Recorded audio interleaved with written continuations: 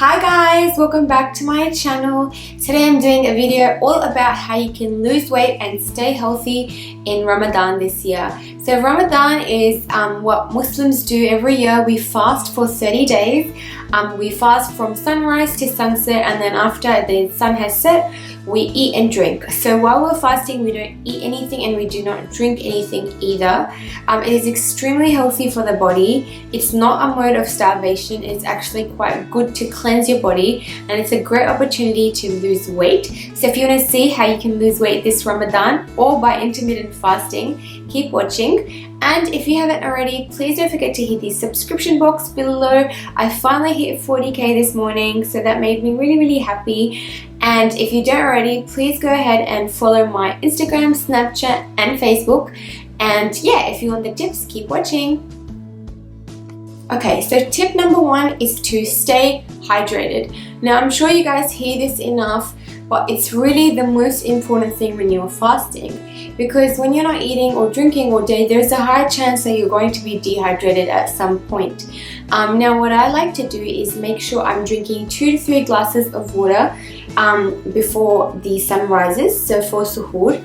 And then when I break my fast, I like to have at least 2 glasses of water again to break my fast. And then that time in between until I sleep, I try to make sure I'm having at least 4 glasses of water. And I usually just fill up a big water bottle and then just sip that whole thing. You can also add some lemons to that water. As you know, lemons are great for your health. They're going to boost up your immune system and give you that vitamin C as well. So you can definitely add lemons or anything to your water to make it like a healthy detox water. But make sure you're hydrated for your digestion. Your metabolism is probably going to be slowed down anyways because you're not eating all day. So drinking water is essential for your health. Tip number 2 is make sure you are eating enough.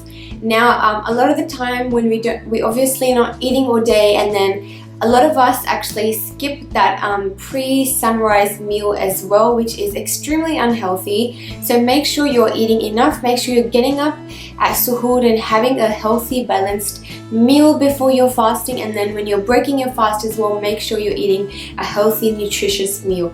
So eating less will not actually make you lose weight in the healthy way. You might be at a really bad calorie deficit because you're going to be starving all day, but that's not going to help you lose weight the healthy way. That's going to put your body in starvation mode. So when you do break your fast and you do eat whatever you eat, your body is going to start storing that straight away. So make sure you're eating enough, make sure you're having suhoor, and make sure when you do have your pre-sunrise meal, that you're eating a nutritious, balanced meal. Now at the end of the video, I will give you an example of a healthy meal plan, but make sure you're eating good foods which are high in good carbs, high in good fats as well, and also high in protein, because these are the things that are going to keep you fuller for longer as well. Okay, tip number 3 is to cut down on all your tea and coffee 1 or 2 weeks before Ramadan and during Ramadan. Now tea and coffee are diuretics, as a lot of you might already know. So what they're going to do is make us dehydrated, because we're not going to be drinking as much as water during the day as we already do. There's a high chance that if you have a tea or coffee at your pre-dawn meal that you're going to be dehydrated. So what I did last year was 1 or 2 weeks in advance. So right now is probably the best time to start cutting down on that tea and coffee. And if you're one of those people that experience a withdrawal headache from cutting down your caffeine, you can have it when you break your fast. So at night when you break your fast, you can have your tea or coffee then. And that way you're not going to be at risk of being dehydrated during the day. And when you're dehydrated, you're not going to be functioning too well anyways, so it's probably better at night. Now, I'm one of those people who used to drink a big, mug of coffee at suhoor, and that was really not good because all that water I had drunk, I used to pee it out within the first hour, and then for the rest of the day, I was dehydrated. I wasn't thinking right, I wasn't functioning well, so it just wasn't a good me. So Tip number 3 is to cut down on your tea and coffee during Ramadan, and 1 or 2 weeks in advance if you can. Tip number 4 is one that I think everyone already expects me to say, and it is to avoid all junk food. Now, I come from a Pakistani family, so you know, samosa, pakode, everything like that, you know, we have it every day when we're breaking our fast, and it's a traditional thing actually most of the time. But if you can and like cut down all that deep fried, all that high sugar stuff, you're going to see the biggest difference in your body. When you're fasting, your body is already, you know, your metabolism is slowed down. So when you're breaking your fast with a high sugar, high, you know, refined carb thing, your body is probably going to store that fat straight away, and it's not too good for weight loss or your health. So if you can cut down on all that deep fried, all that high sugar, sweets, everything like that, just do it this Ramadan and see the difference in your body. Now, last year was the first time that I tried this diet plan, and I noticed a big difference in my body, especially after the 30 days. I was so much leaner, I had lost a little bit of weight as well, and I just felt much more energetic during the day as well while I was fasting. So when you do break your fast, you know, try to have something like fruits. You can have a fruit salad without the cream. It's crazy, like we even put cream in our fruit salad, us Pakistani people, but make your own fruit salad. Don't put sugar or cream in it. Just have a nice basic fruit salad. Put as much as fruits as you want in it. And when you break your fast with that. I also like to break my fast with 1 or 3 dates. And I love the medjool dates, which are really, really meaty. And they will give you, having 1 or 3 of those will give you so much energy. It's crazy. And obviously have a big few glasses of water when you break your fast. So instead of going for those deep fried pastries or samosa or high sugar things, go for something more holistic, something with a lot more nutritional value and foods which are a lot more nutrition dense. And then you can actually move on to the next tip, which is staying active. So the next thing I'm going to tell you guys to do is stay active during Ramadan. This is the thing that I struggle with every single year, staying active during Ramadan. I start Ramadan, I'm like, I'm going to be so active, I'm going to work out every day. And then my energy is down and I can't do anything, and it's just not that good. So last year what I did was I was just experimenting and seeing what works, and a few times while I was fasting I ended up going and doing cardio, and let me tell you, it was not too good for me. I was so thirsty. I'm one of those people that get really, really thirsty when I'm working out, and I felt so dehydrated because I was sweating and it was just no good. So what I'm going to tell you guys to do is stay active, but work out right after you've broken your fast. So after you've had that little snack when you've broken your fast, which can be fruits, it can be anything healthy, it can be a big bowl of salad as well, your dates, you can have a smoothie, you can have a big glass of water. So 30 or 40 minutes after you've had that meal to break your fast, get active. You don't have to go to the gym, you don't have to do an intense cardio session. Do a HIIT training workout. They're only like 16 to 20 minutes. You can do it at home.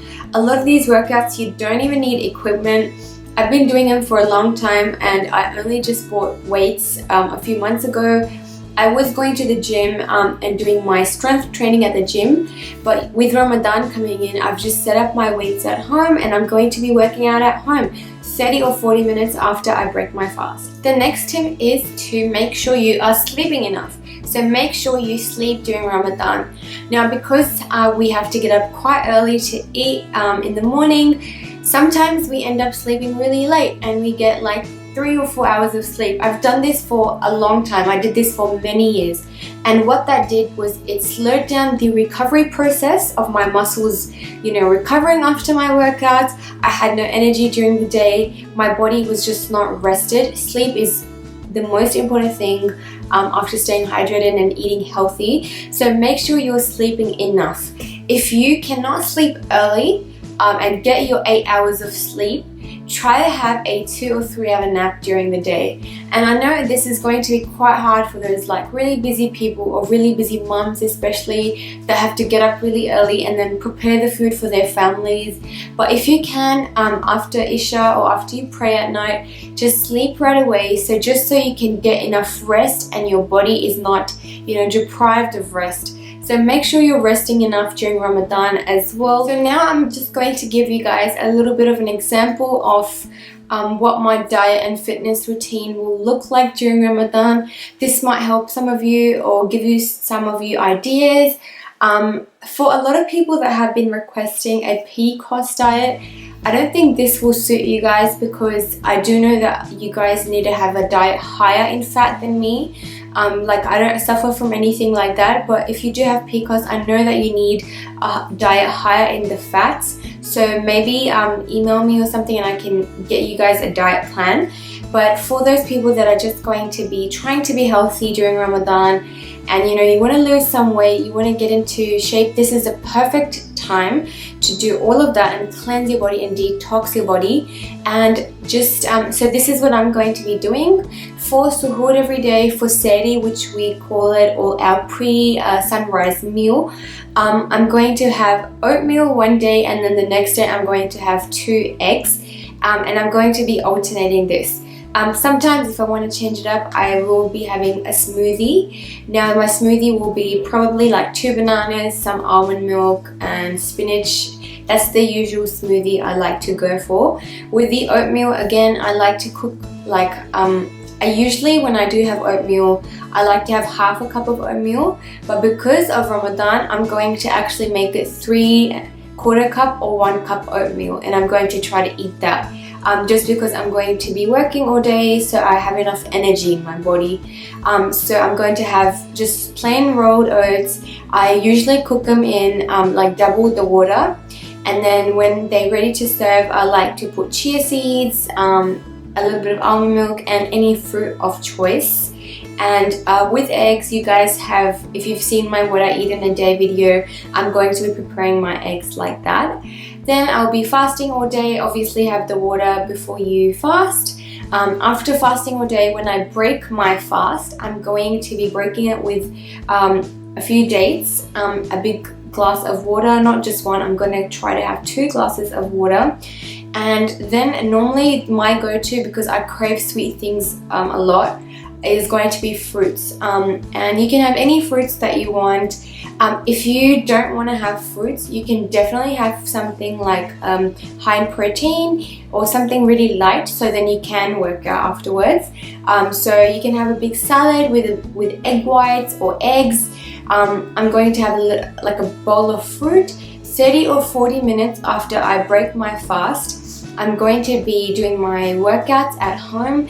I'm not going to be going to the gym during Ramadan because I don't think my body will have enough energy to do all this cardio or anything, but I would definitely be strength training. And don't skip your strength training just because it's Ramadan. You can definitely get rid of all your fat during Ramadan because your body is already in a mode where it's going to have no sugar to burn anyways.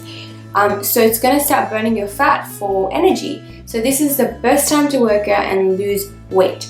I'm going to be working out. I'll do HIIT one day, like a 16-minute HIIT workout, and then next day I'm going to aim at doing strength training. This is going to involve weights. I'm going to be training my arms and my legs, and I'm going to aim at working out 5 times a week. At the moment, I'm working out about 6 days a week, and I do have a lot of cardio sessions in there. But when Ramadan comes, I'm going to go down to 5 times a week.